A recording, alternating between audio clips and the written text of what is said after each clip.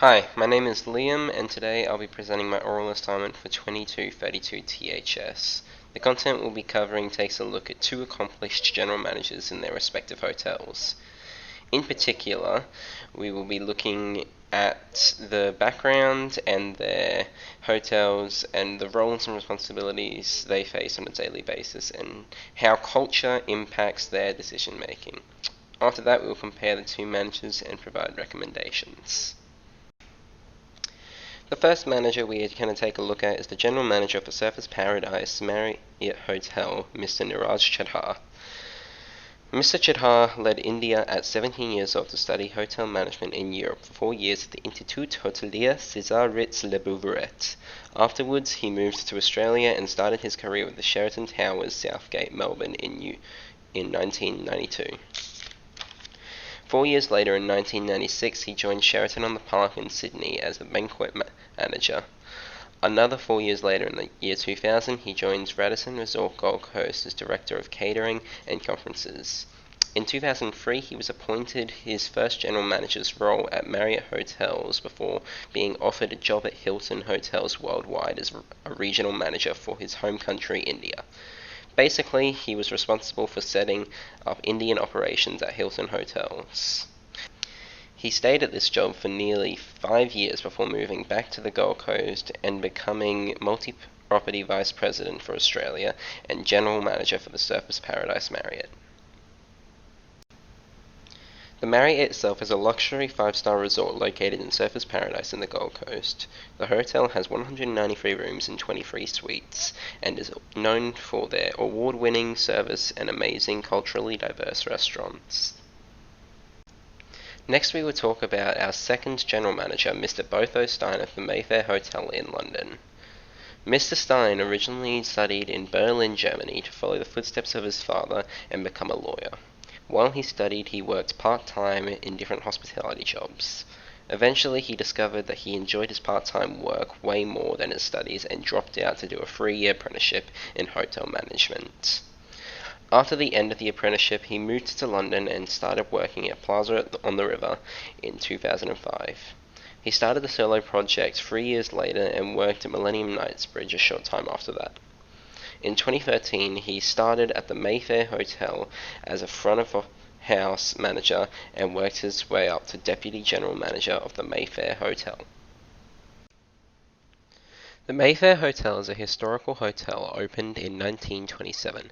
It is a luxury 5-star hotel located in the heart of one of the most luxurious neighbourhoods in London, Mayfair.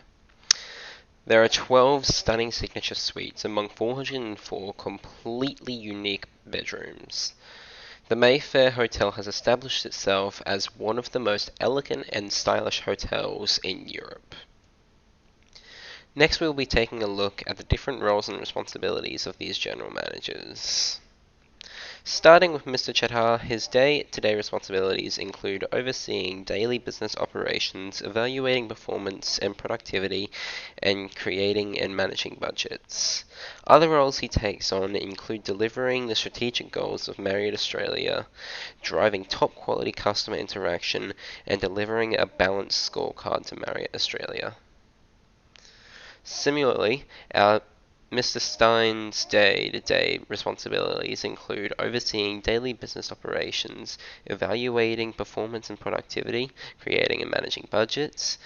Other roles Mr. Stein mentions during the interview involve keeping a level head during crises such as the COVID-19 pandemic we are currently experiencing, implementing sustainable practices, and developing relationships and networking.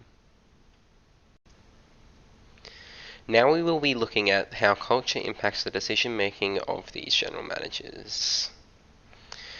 Mr. Niraj Chadha runs a hotel in a very diverse country known as Australia. Because of this, a uniquely diverse selection of foods are available in the Marriott restaurants as to make anyone feel at home. In the interview, Mr. Chadha talks about building a culture of teamwork, trust, and respect to employ these goals. He uses the philosophy to be a leader that leads from the front.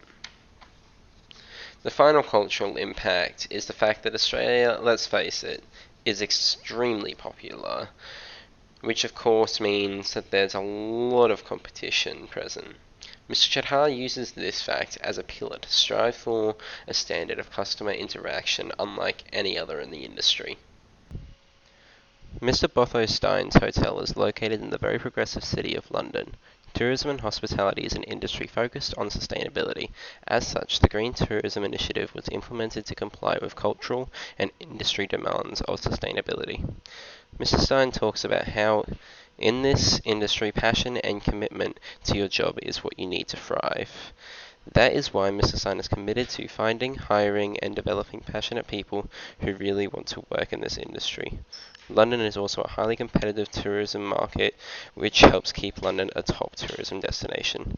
Because of this, the Mayfair Hotel commits to excellence in all areas of service and capitalizes on location and their history to stand out. We will now be taking a step back and comparing the two general managers and providing a recommendation. Both Mr. Chadha and Mr. Stein come from culturally diverse backgrounds that are not in the country they are practicing in. However, Mr. Chadha seems much more focused on reaching results in accordance with the Marriott International Sustainable Goals, as opposed to Mr. Stein, who has presented a great focus on working a sustainable culture throughout the hotel. Another key difference between the two managers is how they manage their teams, with Mr. Chadha more focused on building teamwork to achieve great results, and Mr. Stein more focused on hiring the right people with a passion to build a culture. My recommendation for Mr. Chadha is to start looking at introducing sustainability initiative at a base level to build culture, as opposed to just meeting requirements set out by Marriott International. And my recommendation for Mr. Stein is to start providing more luxurious tourist experiences like tours in order to cater to a wider demographic of people, as opposed to just the hotel service being exceptional. In conclusion, today we talked about the two significantly different backgrounds of the two managers and differences in their workplace culture, and we also touched on the decision-making practices of both managers and pointed out the differences between the two, while finally providing recommendations. Thank you for listening.